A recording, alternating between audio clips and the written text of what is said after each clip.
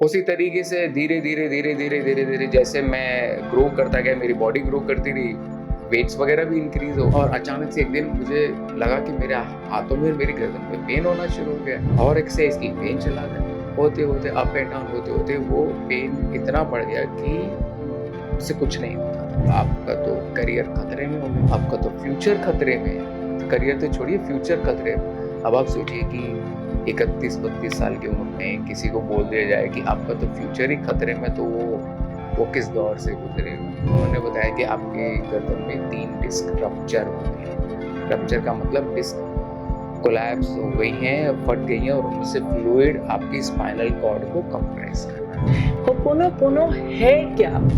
Ho'oponopono एक Hawaiian word है जो कि हवाई का स्पिरिचुअल प्रोसेस भी है और होपोनोपोनो को एक्चुअली बोला जाता है मेकिंग थिंग्स राइट। अब हमारे जो हर एक के लाइफ में कुछ ना कुछ प्रॉब्लम चलते रहे, हमें उसको सही कैसे बनाना है, वो जब हम होपोनोपोनो करते हैं तो वो हमारी लाइफ में चीजें सही होनी शुरू हो जाती हैं। लेडीज को लेकिन बैक के प्रॉब्लम के लिए बोलते हैं, इमोशनल स्ट्रेस भी है, फाइनेंशियल भी हो सकता है, कुछ एक स्ट्रेस का टाइम। तो आपने वही बताया कि वो जो मीनोपॉजल टाइम होगा या कुछ एक इमोशंस को लेकर उसको शांत करना, तो स्पाइन और ये दोनों में ये blue water is the most effective one. हम जब चक्रास की बात करते हैं ना, तो चक्रास एग्जैक्टली स्पाइन में होते ही नहीं है, वो तो बाहर बाहर जैसे माना जाता है, जब आप किसी चीज को हम कहते हैं निर्जीव है, उस निर्जीव में भी जीवंत है वो जीव शब्द, हाँ। है ना? सो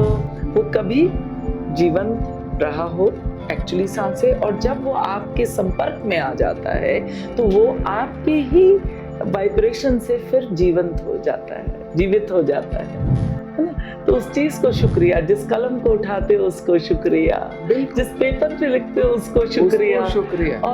और ये एक बहुत खूबसूरत चीज है, क्योंकि हम कहते हैं कि हमारी सांसें जिस तरह से बताती हैं हम जिंदा हैं, उसी तरह से हमारा हर चीज, हमारी सोच, हमारे कर्म, हमारे चॉइसेस, वो हर चीज जिंदा है। राधा कृष्ण के टेम्पल गया, देखा तो राधा तो गोरी है और कृष्ण तो काले हैं। राधा क्यों गोरी, मैं क्यों काला? कि हमारे हिंदू धर्म में विष्णु को, महादेव को सांवले रंग या ब्लू कलर में ही क्यों दिखाया जाता है? क्योंकि वो कलर डिविनिटी का है। आज के पॉडकास्ट में विनीत जी ने बहुत सारी बातें बताई। होपोनोपोनो जो प्रेयर है वो कहाँ कहाँ इस्तेमाल हो सकती है, और छोटे छोटे ऐसे टूल्स भी दिए उन्होंने कि अगर कोई लीगल केस चल रहा हो, कोई जिंदगी में ब्लॉकेज आई हो, तो किस तरह से उसको हम उससे आज़ादी पा सकते हैं। और उन्होंने ये भी बताया कि जो विमेन प्रॉब्लम है, स्पेशली जो पीरियड्स के दौरान में दर्दें होती हैं या मीनोपॉज के टाइम में जो तकलीफें आती हैं, उससे हम होपोनोपोनो के साथ कैसे उसे डील कर सकते हैं। सो देखिए, आज की ये बहुत ही खूबसूरत सी एक कॉन्वर्जेशन जिसे मैंने महसूस किया हर पल। विनीत एक खुद में एक मिस्ट्री है। विनीत एक खुद में उन पलों में जी रहे हैं जिसे वो कहते हैं आई एम होपोनोपोनो। विनीत वो हैं, जब मैंने पूछा कि आप क्या करते हैं, तो उन्होंने बोला कि मैं कोशिश करता हूँ कि लोगों को, जो लोग मेरे पास आते हैं, उनकी फिजिकल, मेंटल, इमोशनल और स्पिरिचुअल जो जर्नी है उसको राह दिखा के फिक्स कर पाऊँ। तो आज विनीत की ज़ुबानी उनके जो ऐसे लैंडमार्क्स हुए, जहाँ पे जब उनकी सर्जरी हुई और फिर वो ग्रैंड मास्टर ह्यूई लिन से मिले, जो वो होपोनोपोनो के ग्रैंड मास्टर डॉक्टर ह्यू लिन से मिले। सो और कैसे उसके बाद उनकी ज़िंदगी बदल गई या खुल गई या बन गई, आज इसी की बातचीत, इसी के बारे में हम विनीत से करेंगे। Thank you for being here Vineet. Hello. Hello. So Vineet, ये जर्नी क्या रही? हाँ, वेल ये जर्नी के बारे में स्पेशली जब हम होपोनोपोनो के बारे में बात करते हैं, हमारे टीचर बोलते थे, हमें ये समझ में नहीं आता था। वो बोलते थे, आप होपोनोपोनो को नहीं चुनते हैं, होपोनोपोनो आपको चुनता है। और जब वो आपको चुनता है, तो आप उसके होके रह जाते हैं, फिर आप कहीं नहीं जाते। लोग होपोनोपोनो करते हैं, सिखाते हैं, बट मैं देखता हूँ कि मैं होपोनोपोनो हो चुका हूँ। मुझे होपोनोपोनो करने की ज़रूरत नहीं पड़ती है। होपोनोपोनो है क्या? पहले एक आम जनता जिनको शायद ये नहीं पता, वो क्या है? वो 4 जो सेंटेंसेस हैं, वो है क्या और उनकी ताकत क्या है? सो होपोनोपोनो एक हवाईन वर्ड है, जो कि हवाई का स्पिरिचुअल प्रोसेस भी है। और होपोनोपोनो को एक्चुअली बोला जाता है मेकिंग थिंग्स राइट। सो अब हमारे जो हर एक के लाइफ में कुछ ना कुछ प्रॉब्लम चलते रहते हैं, हमें उसको सही कैसे बनाना है, वो जब हम होपोनोपोनो करते हैं, तो वो हमारी लाइफ में चीज़ें सही होनी शुरू हो जाती सो वो जो 4 सेंटेंस हैं जिसको ज़्यादातर सारी दुनिया जानती है, that I am sorry, please forgive me, thank you, I love you. तो वो फिज़िकली भी यूज़ होता है, कोई फिज़िकल एलिमेंट आए, अपने ऊपर भी होता है, मेंटली भी है, अपने ट्रॉमास पे, हैं। अपने वुंड्स पे, और सोल जर्नी भी, क्योंकि अक्रॉस टाइम एंड स्पेस अगर हम माने पुनर्जन्म को भी, तो क्या पता क्या किया जाने अनजाने, तो हम माफ़ी माँग लेते हैं। Is that right. सो? हाँ, उसके लिए हमें थोड़ा-सा बैकग्राउंड जानने की ज़रूरत पड़ेगी। हम सब लोग आज की डेट में कंप्यूटर यूज़ करते हैं, हुँ, हुँ। ठीक है?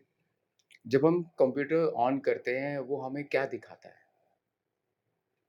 जो हमारी मेमोरी डिस्क में होता है, वही आपको स्क्रीन पे दिखाएगा। या आप इंटरनेट ऑन करेंगे, तो जो क्लाउड पे होगा, वो आपको स्क्रीन पे दिखाएगा। अगर वहाँ पे कुछ नहीं है, तो क्या होगा? कुछ नहीं दिखाएगा। उसी तरीके से हमारी जो ज़िंदगी में जो हमें दिख रहा है या हमें जो दिखाया जा रहा है, वो हम उसको मेमोरीज़ बोलते हैं, हम उसको डेटा बोलते हैं। हुँ, हुँ। सो ये मेमोरीज़ कहाँ से आती हैं? नेचुरली ये हम अपनी पास्ट लाइफ़ से लेके आ रहे हैं। हुँ। हमारा एक अपना डीएनए है, डीएनए के अंदर अपनी एक इन्फॉर्मेशन है। अब वो इन्फॉर्मेशन कितने लाइफ़ टाइम से चलती आ रही है, ये हमारा जान पाना असंभव है, बिल्कुल मुश्किल है। जो रह गया, उसकी शायद सफाई होनी है, या उसको, क्योंकि जो बह गया सो बह गया। हुँ, जो रह गया मेमोरी में, हाँ, तो उसका उसकी अभी नीड है, तभी उसकी प्रेज़ेंस है। क्योंकि हाँ, जब प्रेज़ेंस में आप घुल जाते हैं, राइट, मिल जाते हैं, तो शून्य हो जाता राइट। है ना? तो वो जो आप बात कर रहे हुँ, हैं, वो उसी चीज़ की है जो गाँठ बन के वहाँ है, हाँ, आ गई, अभी है। बिल्कुल। हुँ, हुँ। सो जैसा आप बोल रहे हैं, एक तो जो हम साथ में लेके आए हैं हुँ, और दूसरा जो हम साथ में लेके चल रहे हैं, या क्योंकि हम कहीं न कहीं कोई न कोई सोच लेके आ रहे हैं, कोई कर्म कर रहे हैं, वो भी एक मेमोरी क्रिएट कर रही है, जो हमें दिखाई नहीं देती है। हमारी ज़िंदगी में कोई भी काम आया, अब हमारे पास चॉइस क्या है, उसको किस तरीके से किया जाए? मॉरली या जैसे-तैसे उसको काम कर लिया। उसी के हिसाब से हमारी एक मेमोरी जो बन जाएगी और वो कहीं न कहीं हमारे अंदर जुड़ जाएगी। अब वो मेमोरी हमारे लाइफ में एक सिचुएशन क्रिएट कर सकती है और नहीं भी कर सकती है। और वो सिचुएशन किसकी लाइफ में करेगी? हम जब अपना डीएनए हमारे बच्चों को ट्रांसफ़र करते हैं, सो वो मेमोरी उनके साथ भी जुड़ के जा सकती है। सो होपोनोपोनो इज़ सो प्रोफाउंड। और इस प्रोसेस को हम क्लीनिंग बोलते हैं, शुद्धिकरण बोलते हैं, जो ना सिर्फ आपका जो पास्ट क्लियर करता है, बल्कि आपका जो फ्यूचर जो आने वाला है, जो नहीं आया है, उसमें भी क्लीनिंग करता है। तो रिग्रेशन ही नहीं, प्रोग्रेशन पे भी काम कर रहा है। यस, यहाँ पर हम जो आज हैं, जब हम रिग्रेस जैसे हम पास्ट लाइफ में भी करें तो रिग्रेशन है। यहाँ यस, पीछे से लाके इधर, उधर काम किया, इधर काम किया और फिर आगे का, उसकी भी क्लींजिंग होनी शुरू हो जाती है। उसकी भी रास्ते बन जाते हैं। बिल्कुल, बिल्कुल। बट हमारे हमारे जो मास्टर जो हमेशा बोलते थे, सब लोग सही और गलत में पड़े फँसे रहते, हुए फँसे हुए हैं। वो जो सोचते हैं, उनको जिससे फ़ायदा है वो सही है, बाकी गलत है। जो वो जानते हैं, जो वो समझते हैं, जैसे उन्होंने धारणा बनाई वो सही है। जो जो अंधकार में है, हाँ, उसका पता ही नहीं, चाँद का दूसरा रूप पता ही नहीं हमें दूसरे साइड। एग्ज़ैक्टली। सो इसलिए वो बोलते हैं कि आपको जब ये नहीं मालूम कि सही क्या है और गलत क्या है, तो आप कैसे एक्ट करेंगे? कैसे निर्णय लेंगे? आपका कोई फ्रेंड है, हुँ, वो आज बाइक चला रहा है, हुँ, ठीक है? आपको लगा कि अरे! ये तो धूप में घूमता है, इसको गर्मी लगती होगी, ये है, वो है। मेरे पास पैसे हैं, मैं इसको गाड़ी खरीद के दे देता। हुँ, हुँ। आपने अपनी तरीके से तरफ से सही सोचा और आपने गाड़ी खरीद के दे दी। लेकिन आपको ये नहीं मालूम कि वो कैसा ड्राइवर है, कैसे चलाएगा, उसको ड्राइविंग के वो एथिक्स मालूम है कि भी नहीं मालूम है। अब आपने गाड़ी ले दी, उसने गाड़ी ले ली, अब उसको पीने की भी आदत है। बाइक पे शायद वो बच जाता होगा, अब वो गाड़ी आ गई, तो पहले जो 60 किलोमीटर की रफ्तार से चलाता था, अब वो 100 की रफ्तार से चलाएगा। अब वो पीने की आदत जो जो आपको शायद नहीं मालूम है, या वो पी के गया और उसने एक्सीडेंट कर दिया। अब बताइए, इसमें सही और गलत का कुछ पता चला? आपने तो अपनी तरफ से सही किया, लेकिन आपके सही की वजह से उसकी लाइफ में गलत हो गया। अब वो क्या बोलेगा? आपने मुझे गाड़ी खरीद के दी, उसकी वजह से मेरा एक्सीडेंट हो गया। मेरे पास गाड़ी नहीं होती तो मैं तो बाइक पे ही अच्छा था। इतनी इंटरेस्टिंग बात है कि आपने दोस्त की बात की, बट ये आजकल जब घरों में हो रहा है, हुँ, हम बच्चों को ना वो रेडी हैं, ना कुछ उन्हें मैच्योरिटी है, क्योंकि गाड़ी तो एक रिस्पॉन्सिबिलिटी है, राइट? सो रूल्स के साथ रिस्पॉन्सिबिलिटी एंड अकाउंटेबिलिटी है। हुँ। सो एक्चुअल में हो रहा है ये कि एक्चुअल हम दे देते हैं और स्पीड पता नहीं है और चले गए, हाँ, और फिर जिंदगी भर हम सोचते हैं हाय हमने क्या किया। हमने क्या किया? हम मैं तो पहले मुझे इरिटेशन होती थी, अब नहीं होती, क्योंकि अब मुझे कि लाइफ़ कैसी चल रही है वो साफ दिखाई देती है। जब मैं देखता हूँ दादा-दादी, खासकर दादा, 1 साल के बच्चे को लेकर स्टीयरिंग के पीछे बिठा देते हैं और उसको बिठा के ड्राइव कर रहे हैं। वहीं से क्या है, आपने सबकॉन्शियस माइंड में बच्चे के डालना शुरू कर दिया कि अब वो गाड़ी के पीछे बैठा हुआ है। उसकी मेमोरीज़ क्रिएट होनी शुरू हुई। अब वो जब बड़ा होना शुरू होगा, वो बोलेगा कि सबसे पहले तो मुझे गाड़ी चाहिए। उसको गाड़ी के बारे में कुछ नहीं मालूम, गाड़ी के एथिक्स नहीं मालूम, गाड़ी के रूल्स रेगुलेशन नहीं मालूम, ट्रैफिक रूल्स नहीं मालूम, लेकिन जब भी जहाँ आपकी नज़र हटी, वो गाड़ी लेके चला जाएगा। फिर जो होगा वो आप जानते ही हैं। सो इसी करके डॉक्टर लेन बोलता है कि हमें भी नहीं मालूम, किसी को नहीं मालूम कि हमारे लिए सही क्या है और गलत क्या है, तो हम होपोनोपोनो के थ्रू पेटिशन करते हैं। Oh wow! Hmm, hmm. और वो पेटिशन किसको करते हैं? डिविनिटी को करते हैं, बिकॉज़ डिविनिटी तो डिवाइन ने तो सारी ये Unlimited it क्रिएशन बनाई is, है। So divinity is the only one who knows what is right and what is wrong. the divine intelligence. Yes. सो जब भी हम जैसे हम नॉर्मली जो कि ज़्यादातर लोग जानते हैं, आई am sorry, please forgive me, thank you, I love you. ये सिंपल सेंटेंसेस नहीं हैं, ये डिविनिटी के लिए एक पिटीशन है। हम उनको बोल रहे हैं कि मैंने अपनी लाइफ में जो कुछ किया, जो कुछ गलत किया, उसके लिए मैं सॉरी, आई एम सॉरी। मुझे माफ़ कर दीजिए और जो कुछ भी आपने मुझे दिया है, उसके लिए मैं आपका बहुत आभार व्यक्त करता हूँ, ग्रैटिट्यूड करता हूँ एंड जो भी मेरे लाइफ में आएगा, I will love it, I will accept it because it has come through you.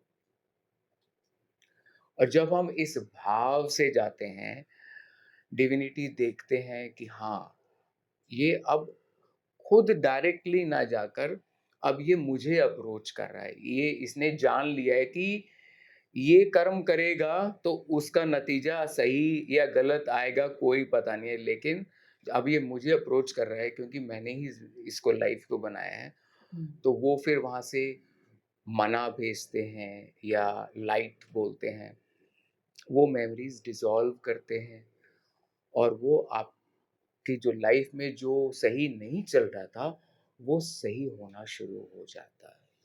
Vineet, क्या ये सिमिलर उसी ग्राउंड में है जब हम कहते हैं क्षमा, फॉरगिवनेस, है ना? फॉरगिवनेस माँगना और फिर धन्यवाद करना और उस पे सरेंडर हो जाना, यही है राइट। उस डिविनिटी में? कि हाँ। ये सिमिलर वही थॉट है क्षमा की हुँ।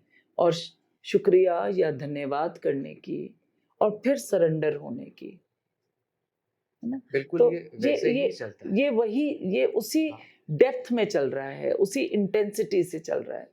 उसी इंटेंसिटी से चल रहा है। हुँ, होपोनोपोनो का मतलब मेकिंग थिंग्स राइट। या थिंग्स राइट कब होंगी? जब ये जानना शुरू करेंगे कि हमें नहीं पता सही या गलत क्या है। हुँ, हमें ये भी नहीं पता कि हमारी लाइफ में क्या आने वाला है हुँ, और फिर हम कहीं और ना पहुँचे, हम उसके पास पहुँचेंगे जिसने हमें बनाया है। हुँ, जिस तरीके से हमें कोई भी बचपन में कोई भी दिक्कत होती है, इवन बड़े होके भी, तो हम अपने माँ-बाप के पास जाते हैं हुँ, कि वो ज़्यादा एक्सपीरियंस है, उन्होंने ज़िंदगी देखी है और वो हमें सही गाइडेंस देंगे। हुँ, ऐसे ही जब हम ये जानना शुरू कर देते हैं, हम मानते हैं कि भगवान है, गॉड है, लेकिन हम जानते नहीं हैं। मानने हुँ। में और जानने में बहुत फ़र्क है। ओशो कहते हैं पहले जानो और फिर मान लो। अ, मतलब जानना भी उतना देखिए ज़रूरी है, जब मानने में अंधविश्वास भी आता है और हाँ, मानने में नेगेटिव अंधविश्वास को उस तरह से क्यों बोला जाए, बिलीफ सिस्टम होता है कि परिवार में वो मान रहे हैं, तो मैं भी मान रहा हूँ, है एग्ज़ैक्टली। ना? तो वो भी चल रहा है। हुँ, लेकिन जब आपने जान ही लिया, तो हुँ, मानने की ज़रूरत ही नहीं वो पड़ती। है, आप हो। हाँ, आपने जान लिया, हुँ, लेकिन अ, जो हम देखते हैं अपनी लाइफ़ में, वो तो सब मान्यताओं पे चल रहा है। हुँ, जब हम जान लेते हैं, तो मान्यताएँ अपने आप गिर जाती हैं। तो हमें लाइफ़ वैसी दिखाई देती है, जैसी है। हुँ, सो ब्यूटीफुल।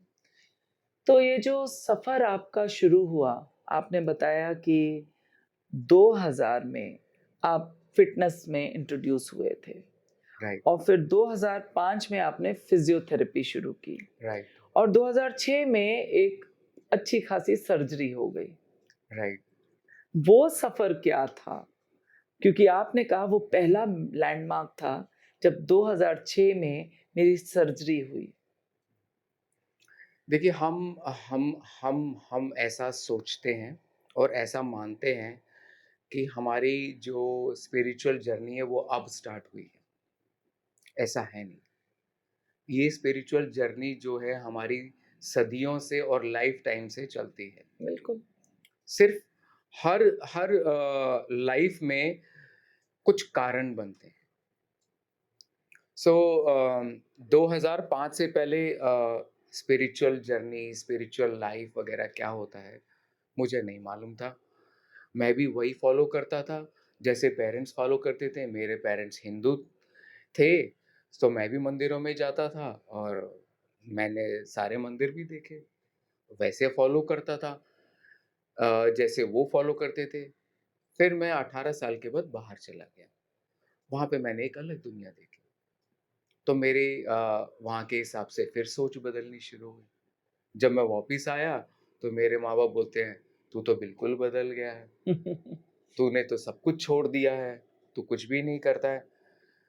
तो मेरा कुछ उनका एक ऐसा कोई जवाब नहीं होता था, ऐसा क्यों हो रहा है? लेकिन मैंने उनको बोला बस ऐसा हो रहा है मेरे साथ कि मैंने तो वो किया जो आपने सिखाया।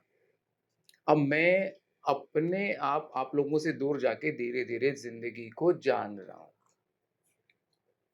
वो करते-करते 2000 मुझे एक्सरसाइज़ करने का बचपन से शौक रहा है। फिर जब मैं 2000 में जब वापिस आया, मैं भारत वापिस आया, तो फ़िटनेस का बूम शुरू हो रहा था। जिम्स वगैरह शुरू हो रहे थे। तो मैंने अपना फ़िटनेस का सर्टिफ़िकेशन कोर्स किया जालंधर से। अपना जिम स्टार्ट किया, लोगों को एक्सरसाइज़ सिखाने लगा, उनको रिज़ल्ट्स भी आए। अब मेरे बॉडी में भी बदलाव आ रहा था। बट अंदर ही अंदर कहीं न कहीं मेरे पिछले जन्मों के कर्मास की एक श्रृंखला, एक वो कड़ी जो है ना शुरू हो गई, जिसने मेरी रीढ़ की हड्डी को अंदर ही अंदर कमज़ोर किया। और ऊपर से आपके मसल स्ट्रॉन्ग हो जाते हैं, अंदर से आपको पता नहीं चलता है। ऐसा ही कैंसर के साथ होता है, ऐसा ही डायबिटीज़ के साथ होता है कि आप बाहर से कुछ और लगते हैं, लेकिन अंदर ही अंदर शरीर के आपका जो कर्म जो आप जो लेके आ रहे हैं, वो अपना खेल खेलना शुरू कर देते हैं। तो क्या जिम में हेवी वेट्स उठाने से वो कारण भी बन सकता है? सबके साथ नहीं, हुँ, सबके साथ नहीं, लेकिन काफ़ी लोगों के साथ हो सकता है क्योंकि हम ऊपर से तो स्ट्रॉन्ग बनते चले जाते हैं, लेकिन अंदर हमारा हार्ट जैसे कुछ लोगों को दौड़ने की आदत है, ठीक है, अच्छा दौड़ रहे हैं, वेट भी लूज़ कर रहे हैं, लेकिन उनके हार्ट की कैसी कंडीशन है वो कैसे पता लगाएँगे? हमारे इंडिया में तो लोग नहीं जाते रेगुलर चेकअप के लिए और अगर जाएँ भी तो भी नहीं पता चल पाता है और एक दिन पता लगता है आप डेली न्यूज़ सुनते होंगे, कोई वहाँ कोलैप्स हो गया ट्रेडमिल पे, किसी का वेट्स वगैरह उठाते-उठाते अचानक क्या हुआ और वो वेट्स गिर गए।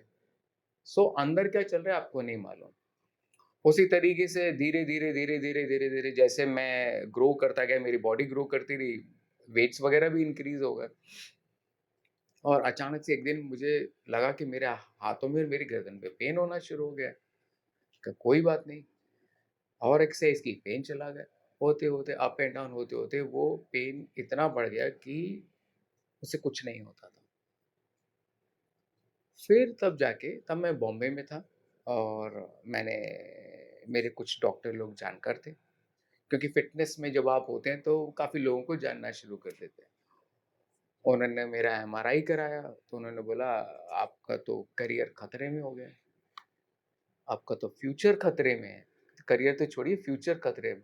अब आप सोचिए कि 31-32 साल की उम्र में किसी को बोल दिया जाए कि आपका तो फ्यूचर ही खतरे में तो वो किस दौर से गुज़रेगा। इमीडिएट डिप्रेशन कि आप कुछ कर ही नहीं सकते। सो बहुत जगह मैंने अपने और डॉक्टर्स को दिखाया और फिजियोथेरेपी के लिए रिकमेंड किया तो मैंने फिजियोथेरेपी भी कराई, महीनों तक कराई। पेन चला जाता था, फिर आ जाता था, पेन चला जाता था, फिर आ जाता था। तो मैंने एक चीज़ देखी कि ये 2004-2005 की बात है और मैं फ़िटनेस में भी था। मैंने कहा अब मैं फ़िटनेस में तो वेट्स वगैरह शायद ना उठा पाऊँ। ऐसा क्या है मैं जो आगे और कर सकता हूँ, जो मुझे हेल्प करे?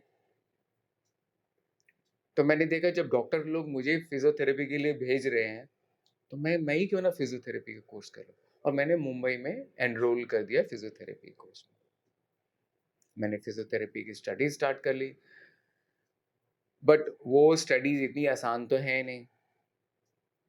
उसने मेरी गर्दन पे और प्रेशर बढ़ा दिया पढ़ने का और फिर मैंने 2005 में फिर से एमआरआई कराया तो उन्होंने बताया कि आपके गर्दन में 3 डिस्क रप्चर हो गई हैं। रप्चर का हुँ, मतलब डिस्क कोलैप्स हो गई हैं, फट गई हैं और उनमें से फ्लूइड आपकी स्पाइनल कॉर्ड को कंप्रेस कर रहा है। हुँ, और धीरे-धीरे मैंने देखा कि मेरे राइट साइड की जो पावर है वो 50% खत्म हो गई है। हुँ, सो किसी चीज़ को लिफ्ट करना, किसी चीज़ को काम करने में मुझे दिक्कत आनी शुरू हो गई। तो हमारे एक डॉक्टर हैं, अब पता नहीं शायद हैं कि भी नहीं, उन्होंने बोला कि आपकी सर्जरी करनी पड़ेगी। तो मैंने बोला क्या करना पड़ेगा? कह रहे हैं आपकी हड्डी, रीढ़ की हड्डी को कुछ जगह से काट के जो है और उसको निकालना पड़ेगा। मैंने कहा और प्रोग्नोसिस और आगे कहते हैं आपको हमेशा जो है ना डिफ़िकल्टीज़ के साथ रहना पड़ेगा और ये तो काम आप कर ही नहीं सकते। हुँ, मैंने कहा ठीक है। फिर मैंने दूसरे डॉक्टर को दिखाया, तीसरे डॉक्टर को दिखाया। देन इवेंचुअली जिन्होंने मेरी सर्जरी की, that doctor actually give me 1 hour. उन्होंने मुझे बिठाया और समझाया, देखो देखिए हम ऐसे-ऐसे करेंगे और मेरे एक्सपीरियंस में जब हम ऐसे करते हैं तो काफ़ी अच्छे प्रोग्नोसिस होते हैं। तो उन्होंने मुझे प्रोसेस समझाया, बोले कि हम आपकी बॉडी में से आपके 3 डिस्क प्रोलैप्स हैं लेकिन हम 2 डिस्क निकाल देंगे और 1 डिस्क अपने आप जो है, जो कंप्रेशन बना हुआ है, जब 2 डिस्क निकालेंगे, एक पे से अपने आप प्रेशर हट जाएगा और उसको हम वैसे ही छोड़ देंगे, वो अपने आप धीरे-धीरे फ्यूज़ हो जाएगी। वो हो गया, बट सर्जरी के बाद मेरी लाइफ़ चेंज हो गई। तो मतलब फिज़िकल सर्जरी ही नहीं, सोल सर्जरी भी हो गई। हाँ, मैंने मैंने कहीं सद्गुरु को कहते सुना है कि हर एक को अपनी रीढ़ की हड्डी को हाथ मत लगाने दीजिए। आजकल हर कोई दूसरा आपको कायरोप्रैक्टिस कर रहा है, फिज़ियोथेरेपी कर रहा है, जिनको उसके energy, how strong your spine is energetically, उनको कुछ नहीं मालूम।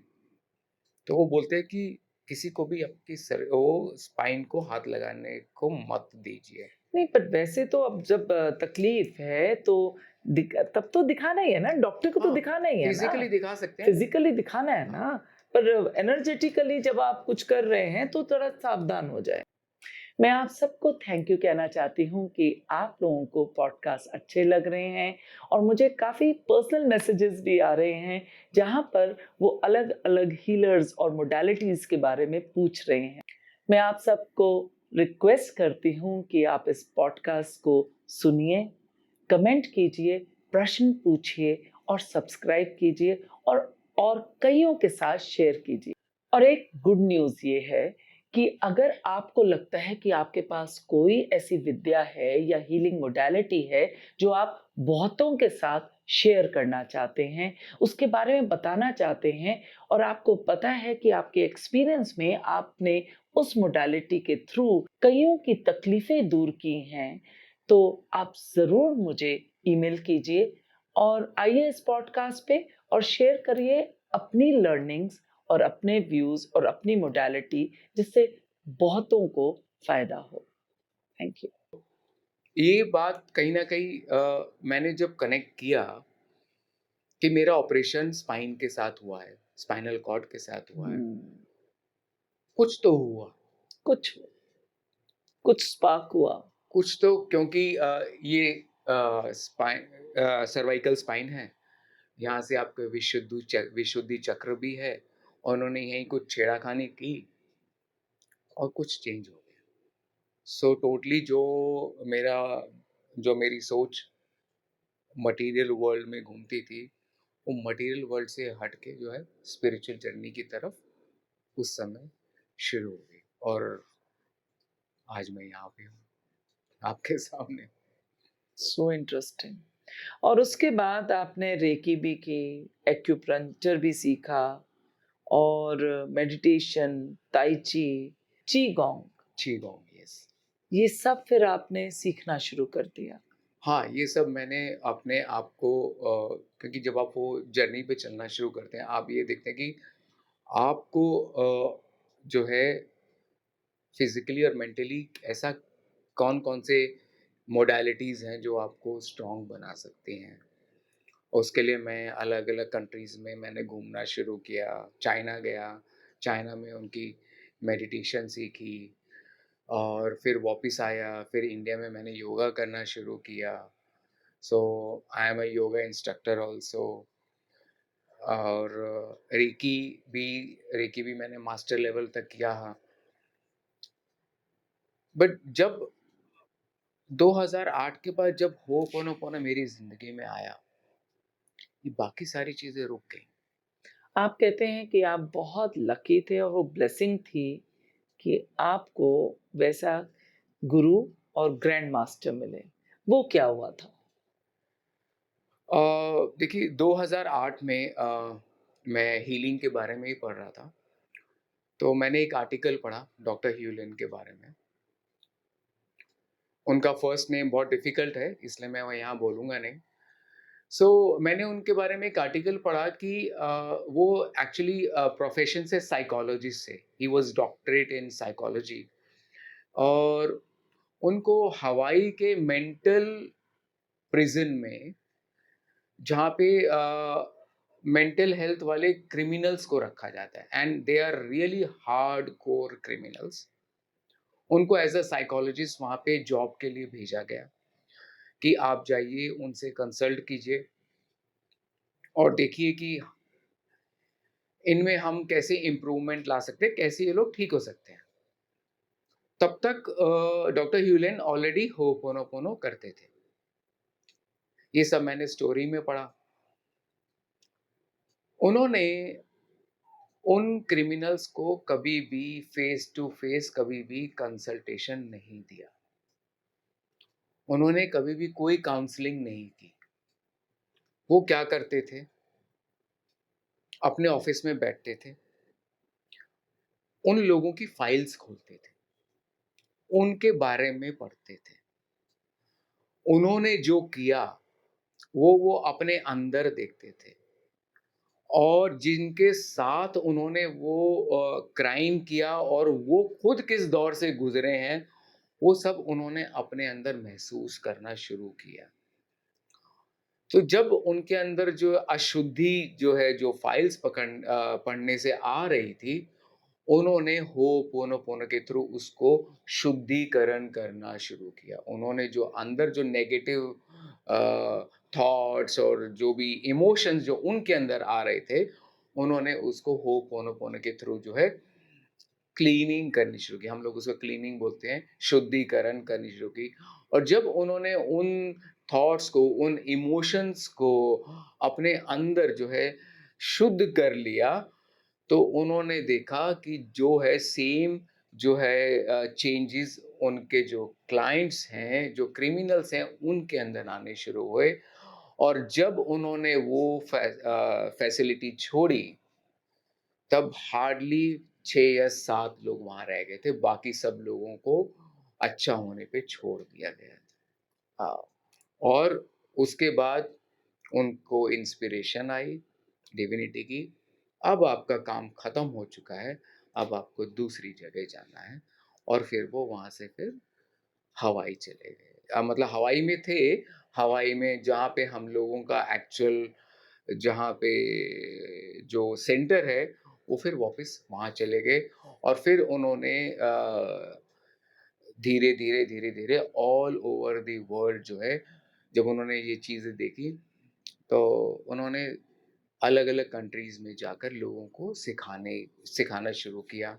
हुँ, इस चीज़ से मैं बहुत इम्प्रेस हुआ हुँ, और मैं दिन-रात यही सोचता रहता था कि मैं उनसे मिलूँ, उनसे मिलूँ, इनसे मिलूँ। लेकिन मैं बॉम्बे में था और वो यूएसए में थे और मेरे पास तो इतना पैसा नहीं था कि मैं यूएसए जा सकूँ।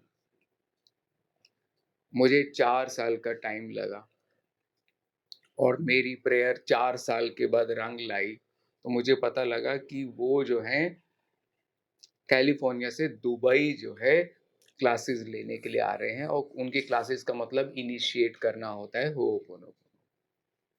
और बस मैंने सोचा नहीं, मुझे तो किसी तरीके से जाना है। और उस समय भी मेरे पास पैसे नहीं थे। अब आप सोचेंगे कि हर बार मेरे पास पैसे क्यों नहीं होते हैं? वो इसलिए क्योंकि जो भी मैं कमाता हूँ, वो मैं अपनी लर्निंग्स में लगा देता हूँ। वो मैं अपनी ट्रैवलिंग्स में खर्च कर देता हूँ और इधर से ये सीखा, उधर से वो सीखा, वो वहाँ खर्च हो जाता है, तो मेरे पास पैसे नहीं बचते हैं। मैं लेता नहीं हूँ किसी से और ना ही मुझे लोन और क्रेडिट वगैरह पे जो है लाइफ जीने की आदत है। सो मैं कमाता हूँ और मैं उसको खर्च करके अपनी ही ग्रोथ में इन्वेस्ट करता हूँ। तो उस समय भी मेरे पास पैसे नहीं थे। अब मैंने बोला देखो, आपने मिलाने का ये एक ज़रिया तैयार किया है और आपको ही मिलाना है, मेरे पास तो कुछ है नहीं। समहाउ 2 दिन के अंदर-अंदर वर्कशॉप से पहले पैसे का इंतज़ाम भी हुआ और टिकट का इंतज़ाम हुआ, वीज़ा भी हो गया और मैं पहुँच भी गया, जबकि मेरे पास कोई रहने की जगह नहीं थी, कोई जगह नहीं थी। मैं वहाँ पे पहुँचा, तो जो ऑर्गेनाइज़र थे उन्होंने बोला कि आप कहाँ रहते हैं? मैंने कहा मेरे पास कोई जगह नहीं है। तो कहते हैं ठीक है, देखते हैं कुछ। उसी बीच में मेरे एक्यूपंक्चर के एक साथी हैं जो केरला में रहते हैं, अभी भी केरला में रहते हैं। उनसे मेरी बात हो गई अचानक से। उन्होंने पूछा आप कहाँ हैं? मैंने बोला मैं दुबई आया हूँ वर्कशॉप के लिए और तो उन्होंने पूछा ठहरे कहाँ हैं? मैंने कहा कहीं ठहरा नहीं, मेरे पास जगह नहीं है। कहते हैं रुको मैं बताता हूँ। कहते हैं मेरे तो बहुत सारे फ्रेंड्स हैं वहाँ पे। मैंने कहा अच्छा। उन्होंने किसी को कॉल किया, उनसे नंबर लिया, मुझे नंबर दिया, मैंने उनको कॉल किया, उन्होंने बोला आ जाओ। कह रहे 2 रात की तो बात है और मेरे लिए रहने की जगह हो गई, फ्री में। उन लोगों ने मुझे घुमाया भी, खिलाया-पिलाया भी।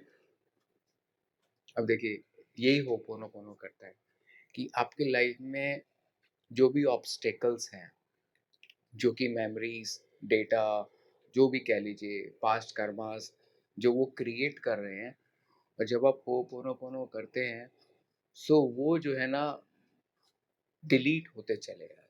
वो ऑब्स्टिकल्स हटते चले जाते हैं और आपको राह जो है ना बनती चली जाती है। और अब तो मुझे ऐसा लगता है कि यार ये तो काम हो ही जाता, लेकिन ऐसा है नहीं। ऐसे इतने सारे मेरे लाइफ में एक्सपीरियंसेस हैं, मैं बताना शुरू करूँ तो कुछ हफ्ते तो निकल जाएँगे। So interesting. Some are unbelievable, literally unbelievable. For example, मैं गढ़गंगा जा रहा था और आधे रास्ते में जाके वहाँ पे एक टोल आता है, वो टोल पे जो है ब्लॉकेज हो गई। मुझे नहीं मालूम था, मैं पहली बार जा रहा था, ब्लॉकेज थी। अच्छी तरीके से ब्लॉकेज थी, मैं अपनी वाइफ और बच्चे के साथ जा रहा था और किलोमीटर्स तक जैम था। ना आप आगे जा सकते और ना आप पीछे जा सकते। तो हमने किसी से पूछा भैया कितना टाइम लग जाएगा? तो बोलते हैं कुछ नहीं कह सकते। होने को 2-3 घंटे में छँट जाएगा, होने में आपको रात भी लग जाएगी। कहा ये कैसे हो गया? अब क्या किया जाए? अब वो एक शुरुआती दौर था। मैं 2013-14 की बात कर रहा हूँ, तो मेरा बच्चा हुआ था, छोटा ही था। तो अब क्या जाए, तो तब मुझे ध्यान नहीं रहता था इतना ना। फिर मुझे रिकॉल हुआ, अरे! होपोनोपोनो क्यों नहीं करते? ऑब्स्टेकल ही तो है ना।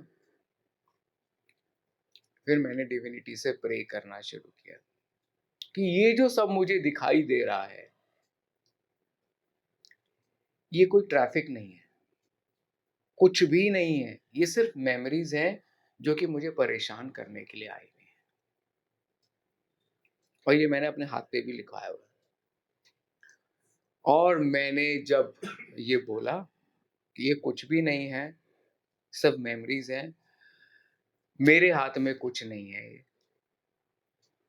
ये वही कर सकता है, अब मैं तेरे पे छोड़ देता हूँ। 5 मिनट के बाद मैंने देखा एक साइड से लोगों ने गाड़ियां निकालनी शुरू कर दी। अब मैंने बोला मैं चला पाऊंगा कि नहीं चला पाऊंगा वो गड्ढे वड्ढे में से। मैंने वाइफ से पूछा, वाइफ बोलती है पता नहीं क्या, फंस जाए कहीं यहीं इसी में फंस जाए। कहा चलो अब राह दिखाई दी है ना, अब मेरे को तो चलना है। मैं उसमें निकला, कुछ 1 किलोमीटर का डिस्टेंस रह गया होगा। अचानक से देखा कि गाड़ियां क्लियर होनी शुरू हो गई। सो जो कुछ घंटे लगने थे, 45 मिनट्स में हम लोगों ने वो क्रॉस कर लिया। वो दिन है और आज का दिन है, जब भी मेरी लाइफ में मुझे किसी भी तरीके का ऑब्स्टिकल, किसी भी तरीके का traffic jam, train late, flight late, कुछ भी दिखाई देता है, मैं जस्ट बैठ जाता हूँ और मैं होपोनोपोनो करता हूँ। कभी 5 मिनट में और कभी 15 मिनट में वो सारी चीजें डिसॉल्व होने शुरू। वाह! ये तो एक वो कहते हैं ना, डिवाइन इंटरवेंशन, जब आप सरेंडर कर रहे हो, उसे याद कर रहे हो, है ना? So how does it work? अब कइयों के दिमाग में ये आएगा कि होपोनोपोनो है, बट आपने सिर्फ होपोनोपोनो बोलना है? जैसे आपने कहा कि मैंने सोचा कि वो जो ऑब्स्टिकल है ये कुछ नहीं है और सब क्लियर है, उस विज़न को लिया और फिर आपने होपोनोपोनो मतलब वो क्या चारों सेंटेंस बोले और you what is it? What is the process about it? So जब आपको ये जान लेते हैं, जब आप जानना शुरू कर देते हैं कि ये तो सामने सिर्फ मेमोरीज है। हुँ, अब मेमोरीज आप तो क्लियर नहीं कर सकते क्योंकि हुँ, आपने ही कहीं ना कहीं पहले क्रिएट किए, हुँ, तो ये क्लियर कौन करेगा? हुँ, सो जिसने जिंदगी बनाई, जिसने लाइफ बनाई है, आप उनको पिटिशन करते हैं। हुँ, उसके बहुत अलग अलग तरीके हुँ, हैं। मेजरली हम लोग जानते हैं कि I am sorry, please forgive me, thank you, I love you, hmm. ये है। बट इसके अलावा और भी बहुत सारी टेक्निक्स हैं। कोई एक टेक्निक ज़रूर शेयर कीजिए यहाँ पर, अ, जो सबके लिए एक ऐसा एक्सपीरियंस हो, जहाँ पे उन्हें लगे कि इस पॉडकास्ट के थ्रू आज उन्होंने एक मणि तो पा ही ली। हाँ, मैं बताता हूँ, क्योंकि उससे वो बताने से पहले मुझे डिविनिटी से परमिशन लेनी पड़ेगी। Please. It just take seconds या that and would see what comes. Yes. So अभी जो है इंस्पिरेशन से दो टूल्स, आप वो टूल्स बोल सकते हैं, मैं आपको बताना चाहूँगा। जैसे मैं अभी यहाँ पे आया इस पॉडकास्ट के लिए, और हर पॉडकास्ट मेरे लिए इंडिविजुअली एक क्लीनिंग का अपॉर्चुनिटी है। So beautiful. शुद्धिकरण। सो शुद्धिकरण के लिए मैंने कुछ किया। मैंने इक्विपमेंट से बात की, मैंने इस रूम से बात की, मैंने जिस चेयर पे मैं बैठा हूँ मैंने उन चेयर से बात की। वो बात करने के तरीके भी हैं।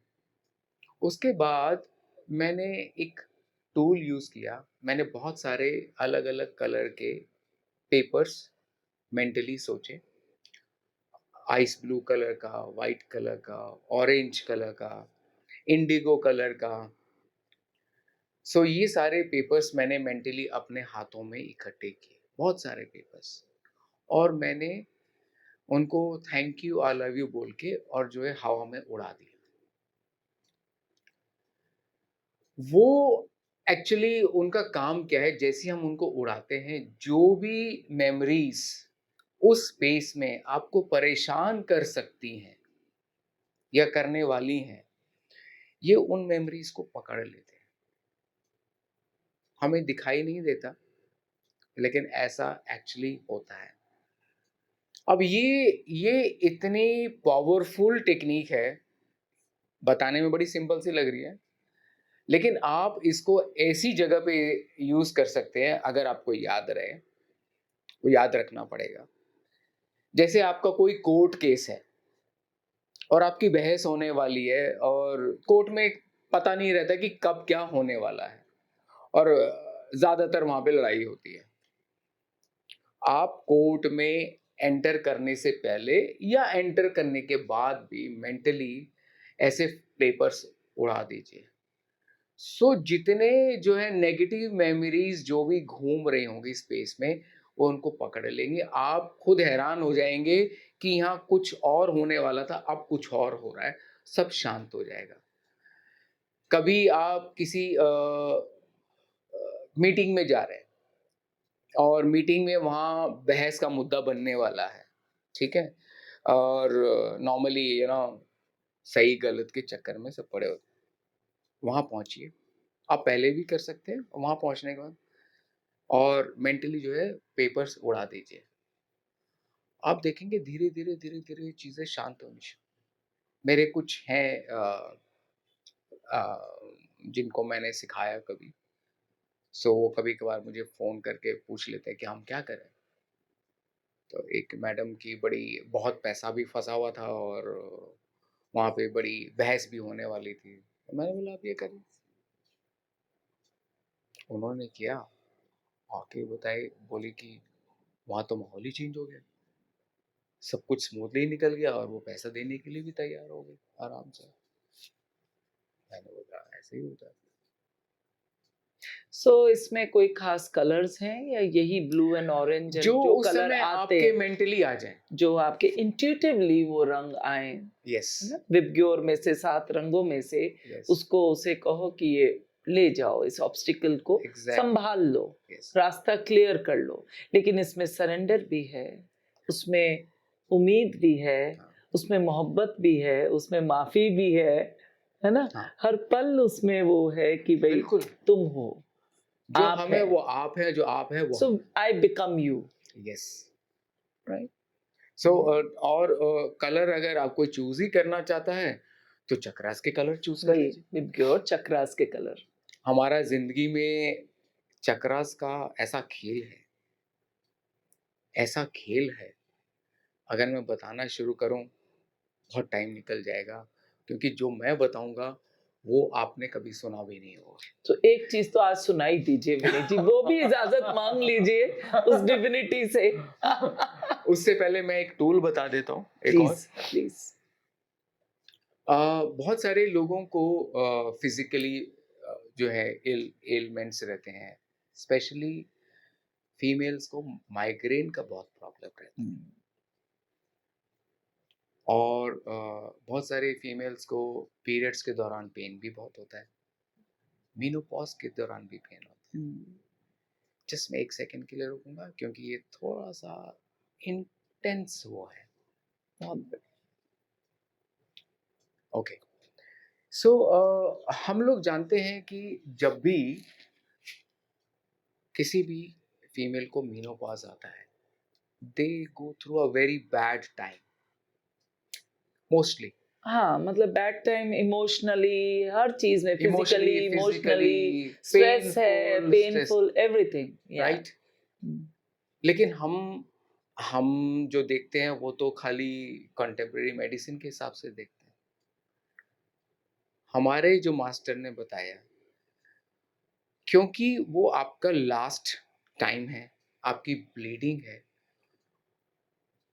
जिन्होंने अपनी लाइफ में स्पिरिचुअल जर्नी चली है और शुद्धिकरण किया है उनका तो वो फेज़ निकल जाता है आराम से। लेकिन जिन्होंने नहीं किया, उनको वो लाइक अ हेल, वो टाइम जो है ना लाइक अ हेल निकल, उस समय मेमोरीज सबसे ज़्यादा आपको परेशान कर रहे होते हैं। मेमोरीज होती हैं, एंटिटीज होती हैं, पता नहीं क्या क्या होता है। वो सब जो है आके आपको ना बड़े बुरी तरीके से कर, इसलिए आपको तकलीफ। सो हमने पूछा कि इसका सॉल्यूशन क्या है, क्या कर सकते हैं? उनका हमेशा एक ही जवाब रहता है, क्लीनिंग करो, होपोनोपोनो करो और देखो आपका टाइम जो है, आपकी मेमोरीज धीरे धीरे शांत होनी शुरू हो जाएंगी, डिलीट होनी शुरू हो जाएंगी, और जो प्रॉब्लम है वो चली जाएगी। तो हमने उनसे पूछा कोई ऐसा टूल जो कि ये उस पेन को कम कर सके या ख़त्म कर सके या माइग्रेन को कम कर सके। तो उन्होंने बोला हाँ है, ऐसा टूल है। तो हमने उनसे पूछा वो क्या है? तो उन्होंने बोला कि एक कांच की बोतल लीजिए और जो कुछ ब्लू कलर इस तरीके का कोबाल्ट ब्लू होना चाहिए, ओके। ठीक है? कोबाल्ट ब्लू कांच की बोतल होनी चाहिए और उसका ढक्कन प्लास्टिक का होना चाहिए, आयरन का, मेटल का नहीं होना चाहिए। वाह। उसमें पानी भरिए और उसको मिनिमम 30 मिनट तक सनलाइट में रखिए। वो पानी ब्लू सोलर वाटर बन जाता है।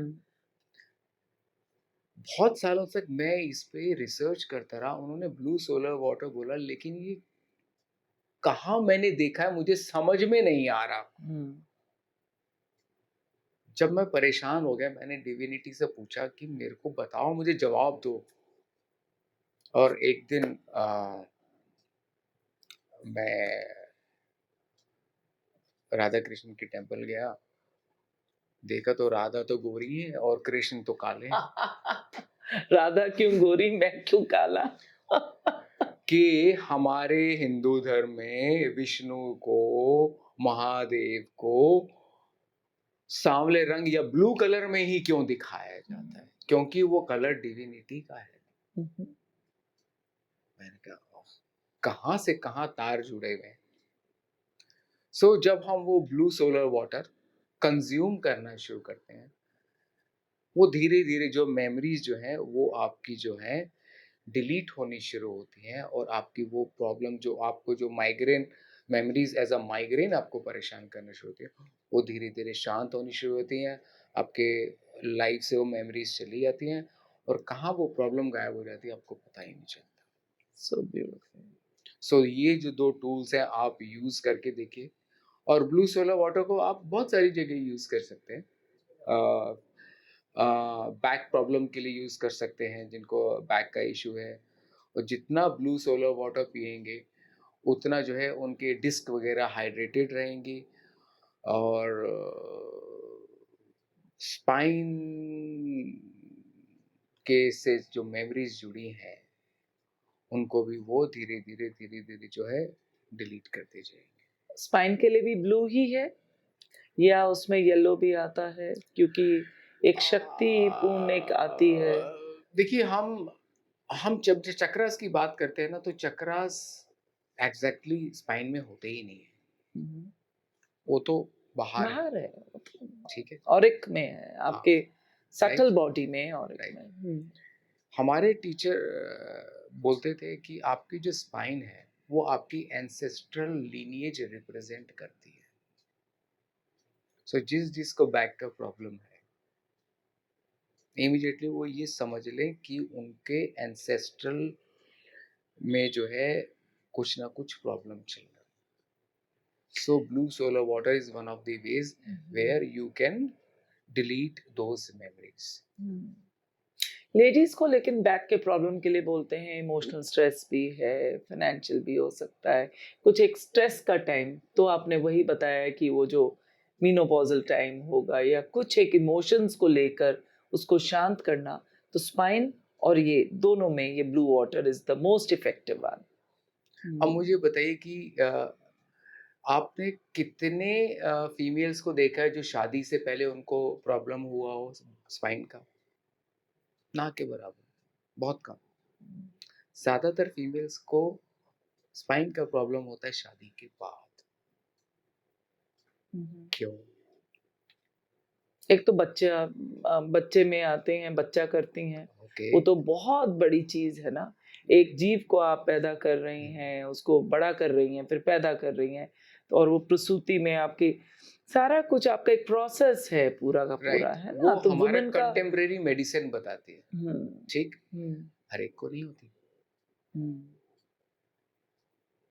हर एक को नहीं होती। हम्म जब हमारी शादी होती है ना, हुँ,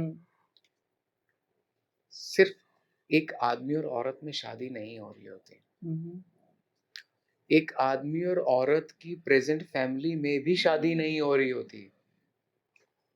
उनकी पूरी एंसेस्ट्रल लीनिएज में वो बिकॉज़ वो एक संबंध आता है, संबंध बनता है। अगर जिन्होंने शादी से पहले क्लीनिंग की है, उनके तो संबंध रहते हैं मधुर। हुँ, हुँ,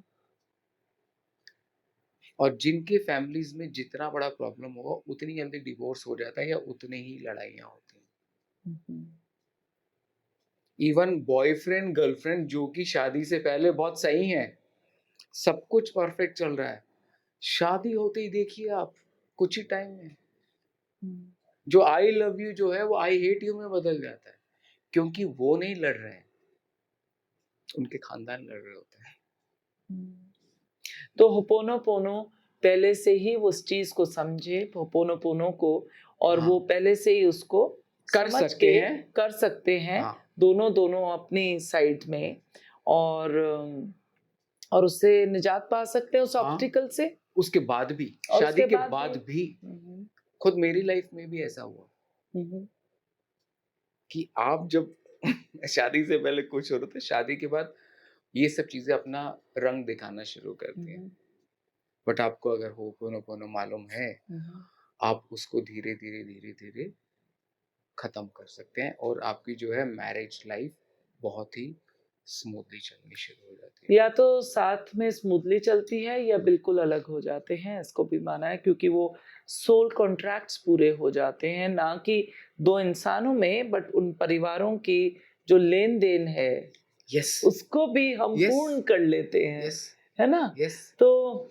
ये भी एक बहुत इंटरेस्टिंग एनर्जी की गेम है। बिल्कुल, बिल्कुल, क्योंकि अगर 2 आदमी पूरी लाइफ लड़ते-झगड़ते और इस तरीके से तकलीफ में गुज़रें, इससे अच्छा है कि वो बड़े शांति तरीके से अलग हो जाएँ। और विनीत, कई बार ऐसा भी होता है कि अ, जब सोल कॉन्ट्रैक्ट उन परिवारों के भी पूरे हो जाते हैं, हुँ, तो आप अलग हो जाते हैं, राइट, ना? क्योंकि सब कुछ लीनेज से चल रहा है। राइट, किस सोच से, कहाँ से, कब, कौन-सा कर्म पूरा करने आप आए हैं, एग्ज़ैक्टली, कौन-सी माफ़ी किसको माननी है, यस, कुछ पता नहीं, कुछ नहीं पता। कुछ नहीं पता, और फिर आप हुँ, धीरे-धीरे उसे पूर्ण करके हाँ, आप अपनी-अपनी ज़िंदगी में भी निकल जाते हैं। आपने नाम सुना होगा इसका, लेकिन होपोनोपोनो में हम इसको यूज़ करते हैं, उसको बोलते हैं आका कॉर्ड्स। हुँ, हम अपने रिलेशंस में सबसे, फ्रेंड्स वगैरह से, सबसे, मैं आपसे, आप मुझसे, हम लोग जो अभी इधर हैं, वो सब किसी न किसी आका कॉर्ड से जुड़े हुए हैं। हुँ, और जब वो आका कॉर्ड जितनी थिक होती है, उतने हमारे लॉन्ग रिलेशंस चलते हैं, चाहे वो अच्छे हों, चाहे वो बुरे हों। या लेकिन जब वो थिन होनी शुरू हो जाती है और वो बिल्कुल थिन होके रिट्रीव अपने आप डिटैच हो डिटैच जाती हो जाती है। जाती है। सो मतलब अब आप लोगों के कर्मास की लाइफ पूर्ण हो गई। पूर्ण हो गई। आप अपने रास्ते चले जाते हैं, हम अपने रास्ते चले जाते कितनी खूबसूरत है ना ये हैं। Energy game. वाओ! बट इसको जानना। इसको वही मैं बोल रही थी, ओशो ने कहा जानना बहुत ज़रूरी है। यस। हम मान लेते हैं, हाँ, बट उसको महसूस करो। एक आप दूरदर्शन करते हो और एक दूसरे का देखते हो। एक है आत्मदर्शन, अपने दर्शन कर लो, यस, अपनी आत्मा के दर्शन, और समझो कि आप जो यस। हैं, उसमें क्या-क्या करने की ज़रूरत है और क्या-क्या कर सकते हो, कितनी क्षमता है। सो बट सरेंडर, माफ़ी और थैंक यू, ग्रैटिट्यूड, यस। है ना? और अभी ये बहुत ज़रूरी है। बहुत अब देखिए हमने जैसे माफ़ी की बात की, ठीक है? होपोनोपोनो की ब्यूटी देखिए कि आपकी किसी से लड़ाई हुई, ठीक है? कोई आपसे छोटा है, हुँ, ठीक है? रिश्ते में छोटा है, हुँ, तू-तू, मैं हो गई, गाली-गलौच हो गई और कभी-कभी हाथ-वाथ भी छूट जाता है। अब आपको पता है कि आपकी गलती थी, अगर आपको पता है कि आपकी गलती थी, लेकिन ज़्यादातर हमारी ही गलती होती है क्योंकि वो घटना हमारी लाइफ़ में घट रही है। हुँ, हुँ, लेकिन ईगो तो आपको तो उस इंसान को सॉरी बोलने देगी नहीं, ज्यादातर केसेस में हो ही नहीं पाता। हम्म, होपोनोपोनो की ब्यूटी ये है, आपने शायद पहले भी सुना होगा, कि आप उस इंसान को मेंटली अपने सामने रखें, से सॉरी फील करें, डिविनिटी को से सॉरी फील करें कि हाँ, हम ये पहचान नहीं पाए कि मेमोरीज अपना खेल खेल रही थी और मेरे से एक और कर्म हो गया, बट आप सब जानते हैं और मैं उस चीज के लिए माफी मांगता हूँ, और अब आपके हाथ में है इसको रेक्टिफाई करना।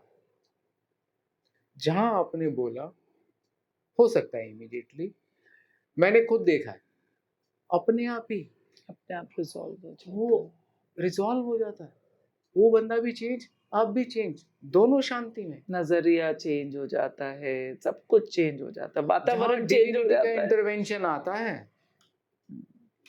चेंज।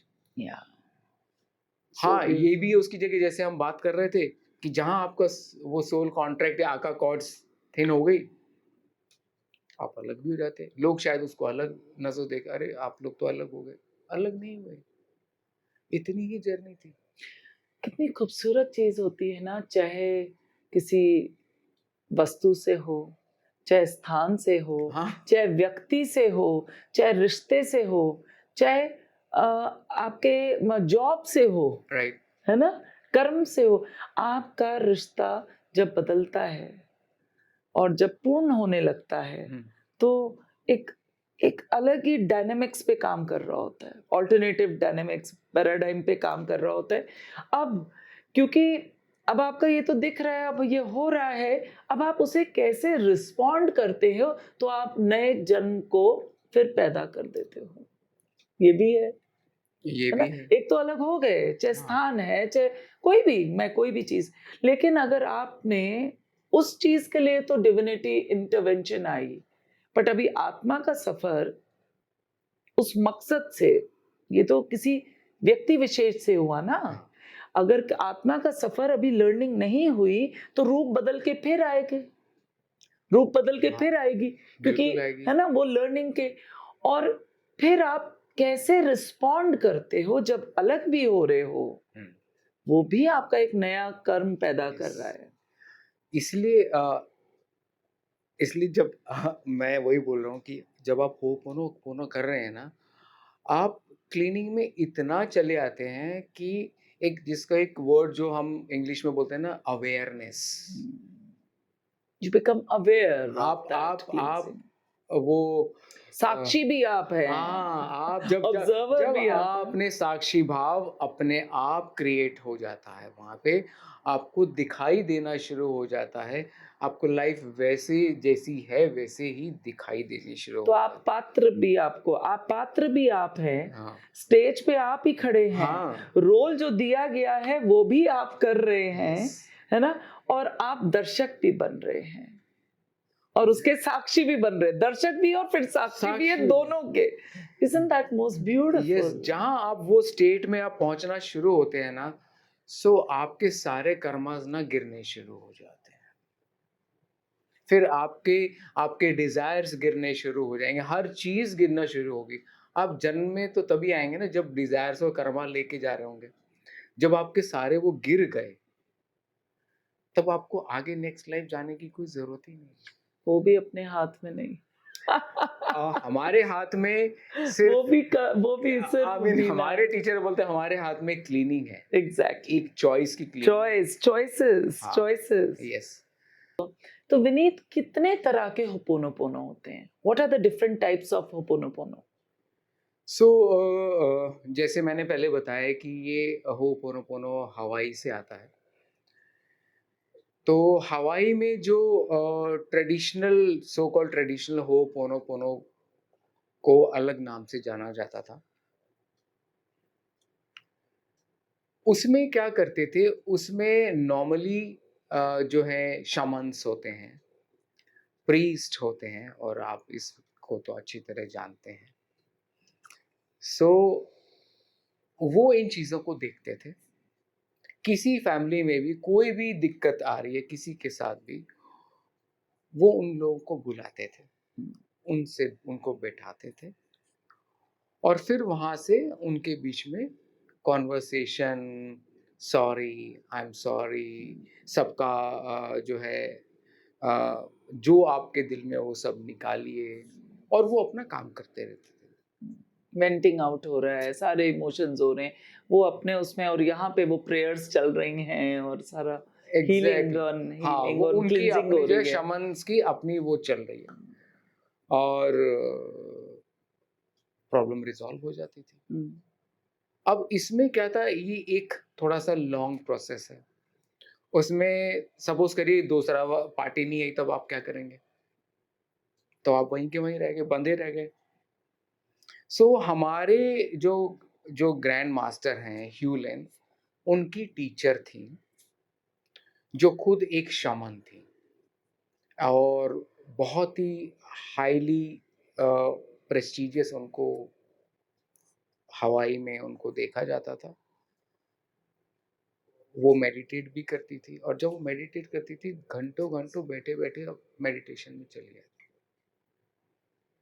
उनको जो है इंस्पिरेशन आया कि ये तरीके का आप होपोनोपोनो लोगों को सिखाना शुरू करिए कि अब आपको किसी और की ज़रूरत नहीं है, अब आप खुद अपने आप जो है डिविनिटी से कनेक्ट कर सकते हैं और अपनी शुद्धिकरण, अपनी क्लीनिंग कर सकते हैं ताकि आपकी लाइफ के प्रॉब्लम रिज़ॉल्व हो जाएँ, आपको किसी के निर्भर ना होना। निर्भर ना रहना पड़े।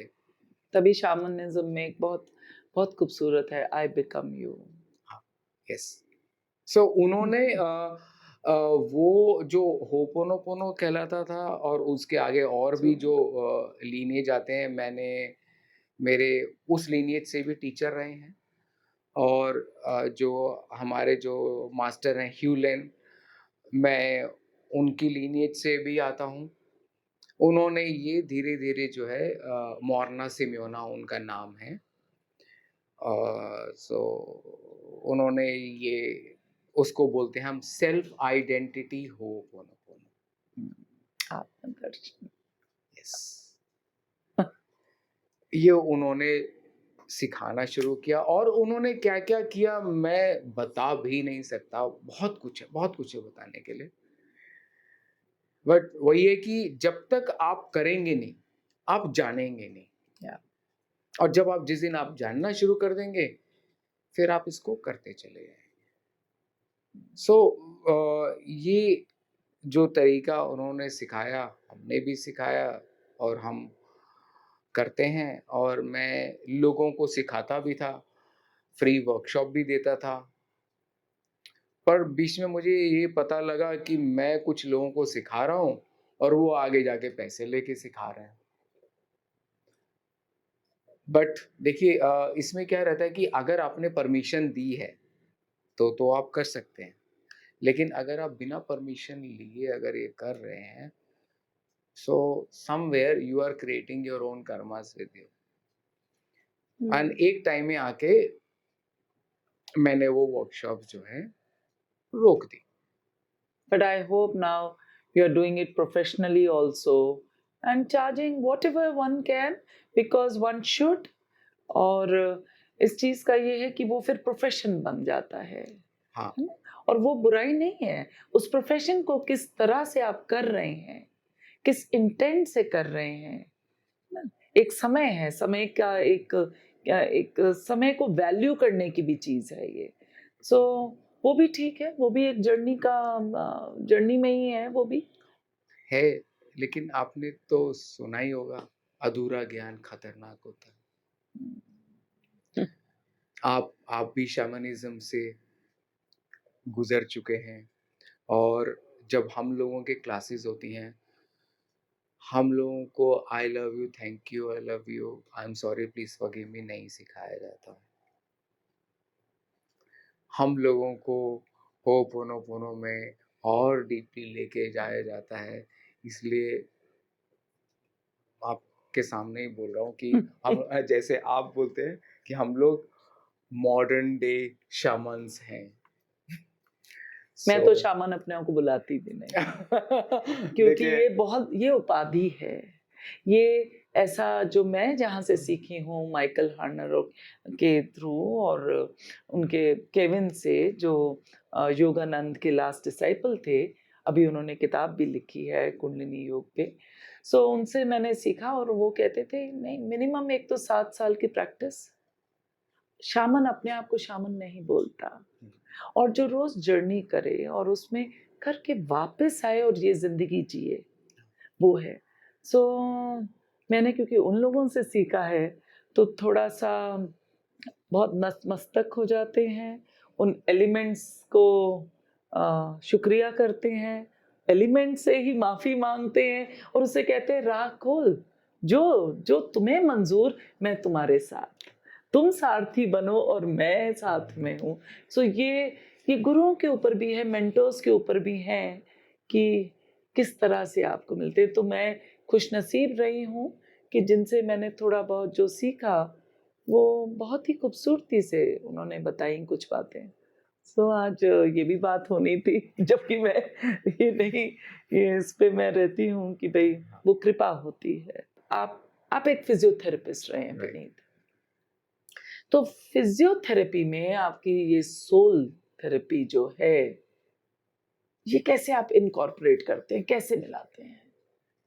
सो जब से मैं होपोनोपोनो में आया और मैंने ये जानना शुरू किया कि हर एक चीज़ जो किसी की लाइफ में भी आ रही है, एलिमेंट आ रहा है, वो अपने कर्मास या मेमोरीज के थ्रू आ रहा है। सो हमारे डॉक्टर लेन ये बताते थे कि आपकी लाइफ में जो भी आ रहा है, ये आपकी रिस्पॉन्सिबिलिटी बनती है उसके साथ क्लीनिंग करना। सो मैं ना सिर्फ फिजिकली जो एज अ फिजियोथेरेपी फिजियोथेरेपी कर रहा होता हूँ, मैं अंदर ही अंदर या दूसरे तरीकों से मैं क्लीनिंग भी कर रहा होता हूँ, ताकि मेरे और उस इंसान के जो हैं कर्मास जो जुड़े हुए हैं, जो मेरी लाइफ में आए हैं, वो भी खत्म हो, मैं भी, मेरी भी शुद्धि हो और उसकी भी शुद्धि हो, दोनों तरफ से। ऐसे मैं फिजियोथेरेपी में हर एक पेशेंट के साथ लेता हूँ और समहाउ मैंने देखा जो चीज़ 3 महीने में ठीक होती थी, वो अब 3 दिन में ठीक हो जाती है। इसमें मेरा कोई क्रेडिट नहीं है। सब पोनो के थ्रू करता हूँ। यहाँ तक कि जब मैं ट्रैवल भी करता हूँ, जब मैं ट्रैवलिंग भी करता हूँ, ये आपके देखने वाले दर्शक भी इसको कर सकते हैं और मुझसे जिन लोगों ने होपोनोपोनो सीखा वो सब ये तो जानते ही हैं। और जो मेरे मास्टर्स हैं अभी भी हैं और जो लोग एक्चुअल द रियल होपोनोपोनो करते हैं,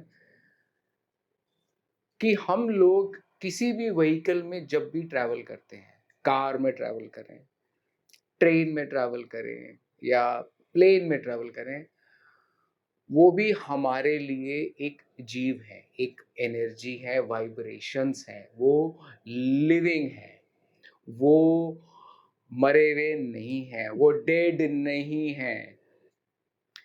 हम लोग उनके साथ बात करते हैं कि हम उनको शुक्रिया अदा करते हैं, हम उनको थैंक्स बोलते हैं कि वो हमें कहीं से कहीं किसी डेस्टिनेशन पर सही लेकर पहुंचा रहे हैं। साधन हैं हमारे। हाँ, हमारे साधन हैं, हमारे सारथी हैं, हम उनके थ्रू वहां तक पहुंच रहे हैं। सो ये हम सब लोग जो भी डीपली होपोनोपोनो करते हैं, ये ज़रूर करते हैं, हम उनको डेड नहीं समझते हैं, हम उनको किक नहीं करते हैं, हम उनको हाँ, कभी-कभार गुस्से में कुछ कह देते हैं, लेकिन फिर हम सॉरी भी फ़ील करते हैं। जैसे माना जाता है जब आप किसी चीज़ को हम कहते हैं ये निर्जीव है, उस निर्जीव में भी जीवंत है वो जीव शब्द, हाँ, है ना? सो वो कभी जीवंत रहा हो एक्चुअली सांस से, और जब वो आपके संपर्क में आ जाता है तो वो आपके ही वाइब्रेशन से फिर जीवंत हो जाता है, जीवित हो जाता है ना? तो उस चीज़ को शुक्रिया, जिस कलम को उठाते हो उसको शुक्रिया, बिल्कुल, जिस पेपर पे लिखते हो उसको शुक्रिया। उसको शुक्रिया। और और ये एक बहुत खूबसूरत चीज़ है, क्योंकि हम कहते हैं कि हमारी हमारी साँसें जिस तरह से बताती हैं हम ज़िंदा हैं, उसी तरह से हमारा हर चीज़, हमारी सोच, हमारे कर्म, हमारी हमारी चॉइसेस, वो हर चीज़ ज़िंदा हैं। वो बताती हैं यस, इस मूवमेंट का। और हमारी इस ज़िंदगी का एक हिस्सा है ज़िंदगी का वो। बहुत और महत्वपूर्ण हम, हिस्सा है। यस, और हम जर्नी में एक-दूसरे के साथ ही बढ़ रहे हैं। तो वो मूर्ति चाहे पत्थर की है, पर उसमें प्राण प्रतिष्ठा होती है जो हम डालते हैं, है ना? और हमारे साथ वो फिर वो जुड़ जाते हैं बिलीफ्स भी, कि नहीं ये मेरे साथ रहेगा तो मेरा एग्ज़ाम भी अच्छा होगा, और मेरे कितनी खूबसूरती है। हम जाते-जाते बच्चे को, अच्छा ये रख ले, ये मेरे पेन ना हमेशा साथ है एग्ज़ैक्टली। ना? और कभी-कभी आप अगर अपने पेन पेंसिल से अगर गुस्सा है ना, वो ऐन मौके पे दगा भी कर देते हाँ, हाँ, चलेगा ही हैं। नहीं, चलेगा ही नहीं, अब आप है ना? रोते रहिए वहाँ पे। अरे पहले तो बहुत होता था, जैसे वो फादर की, दादा की, नाना की कुछ चीज़ें हैं, तो उसको आप किस तरह से रखते थे कि उनके आशीर्वादों से ये है, और इसका मैं लेके चलता हूँ, रिस्पॉन्सिबिलिटी है मेरी यस, अब, कि इसको कैसे मैं आगे करूँ और इसकी कैसे इज़्ज़त रखूँ। यस। ये भी एक बहुत इंटरेस्टिंग चीज़ है। हाँ। वॉव! आह! ये तो मज़ा ही आ गया विनीत आपसे बातचीत करके। विनीत, आप जो ये हैमर थेरेपी करते हैं फिज़ियोथेरेपी में, वो क्या है? सो हैमर थेरेपी, एक्चुअली ये थेरेपी मैंने अपने मास्टर से सीखी है थाईलैंड के अंदर। ओके। सो मेरा मेरी जर्नी, जब मैंने फिजियोथेरेपी पढ़ ली, प्रैक्टिस शुरू हुई, वहाँ पे ख़त्म नहीं हुई। हमेशा यही रहता था कि मैं और क्या सीखूं जो कि पेशेंट्स को 3 महीने से 3 हफ्ते में ठीक कर सके, 3 हफ्ते से 3 दिन में ठीक कर सके, ताकि उसको वो पेन ना सहना पड़े उतने टाइम तक। और यही चीज़, यही सोच, यही जर्नी मुझे थाईलैंड लेके गई। And I became the first Indian to learn this hammer therapy from my academy. And now my school academy is the biggest, largest academy in whole world.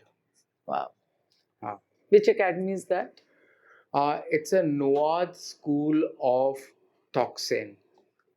Mhm. In So Bangkok or in? it it used to be in Bangkok, but there they had a very small space भी means 5 floor का school था, वो उनके लिए small था। Mhm. अब जो है, अब उनका काफ़ी एकड़ में फैल गया है। और कहाँ सो पे? Eight there is a place known as बन राई okay. in it's 200 or 250 kilometers from Bangkok. Mhm. So at a time, 100 students can study there. Wow. And in winters, the number The increase. even increases. So उसमें आप ho'oponopono की, because you have become ho'oponopono. I became a सो वो जब आप कर भी रहे होते हैं किसी की हड्डी को या दर्द को ठीक करते हुए, तो मुझे लगता है वो प्रेयर्स के थ्रू भी कमाल होता होगा। बिल्कुल, मेरे जो हैं प्रेयर्स चलते रहते हैं। और जब आप कोई भी प्रेयर खुद भी कर रहे हैं, जो भी टूल आपके हाथ में है, वो उसमें भी ट्रांसफ़र हो जाता है। So beautiful. जैसे हम वाटर को चार्ज कर सकते हैं मंत्र से, वैसे ही मेरे टूल्स भी जो हैं, मेरे हिसाब से Charged. चलना शुरू हो जाते हैं। एंड लकीली आज तक मेरा अभी तक कोई टूल टूटा नहीं है। बहुत साल हो गए हैं, मैंने अपने टीचर्स के भी टूल्स देखे हैं जो कि क्रैक कर गए हैं, मेरे टूल्स अभी तक क्रैक नहीं किए। उनका रिश्ता अभी आपके साथ बाकी अभी है। अभी अभी और कर्म बाकी है, अभी और अभी बाकी है। अभी एंजॉय कर रहे हैं वो टूल्स आपके हाँ, साथ, और आप उनको। और मैं भी इमोशनली उनसे अटैच हूँ। तो और तो उनका उसी तरीके ध्यान से रखते हुए बहुत ध्यान रखता हूँ। और कुछ लोग ऑफेंड भी होते हैं, but That's it. But That's it. मेरे जो जो मेरे को खिला रहा है, जो मेरा पेट भर रहा है, मेरा पूरा मेरे उसको मुझे ठीक भी रखना है और उसको अच्छे से रखना है, चाहे So वो beautiful. कुछ भी हो। So beautiful. So वनीत जी, आज जो आपके साथ बातचीत हुई उसका मजा ही कुछ और हुआ। आई थिंक जितना मैंने फील किया आपने भी उतना ही फील किया होगा, क्योंकि एक बहुत खूबसूरत फ्लो था।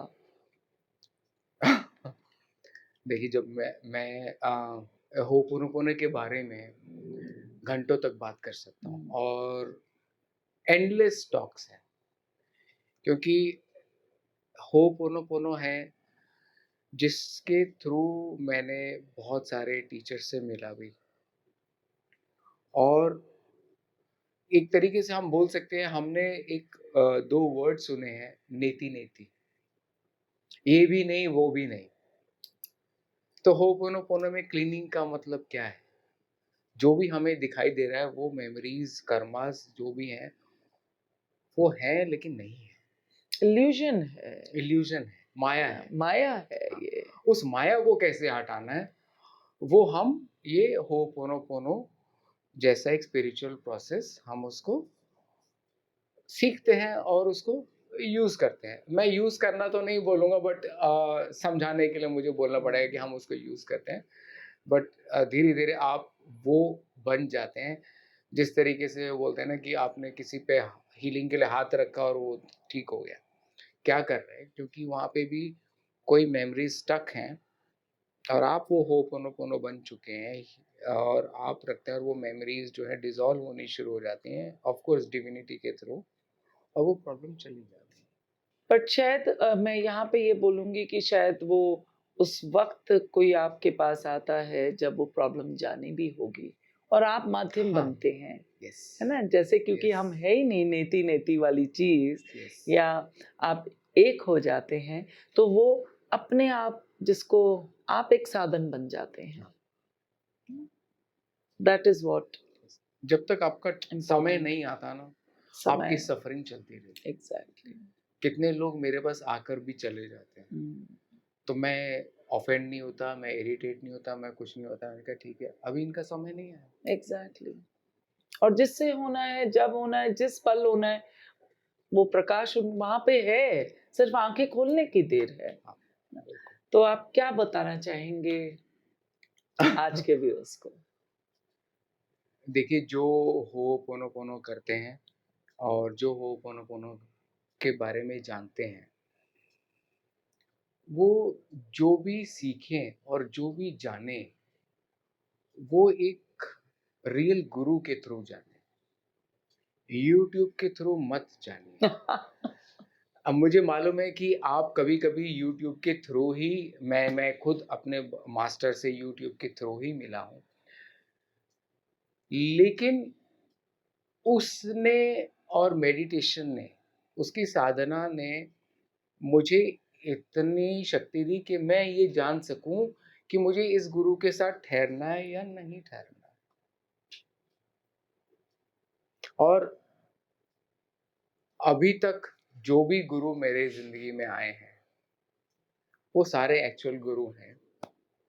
और गुरुओं से सीखिए जिन्होंने सालों तक इसको जाना है, अपनी लाइफ में उसको देखा है, तभी आप लोगों को ये फ़ायदा करेगा। There is no shortcut in life and there is no free lunch. So interesting.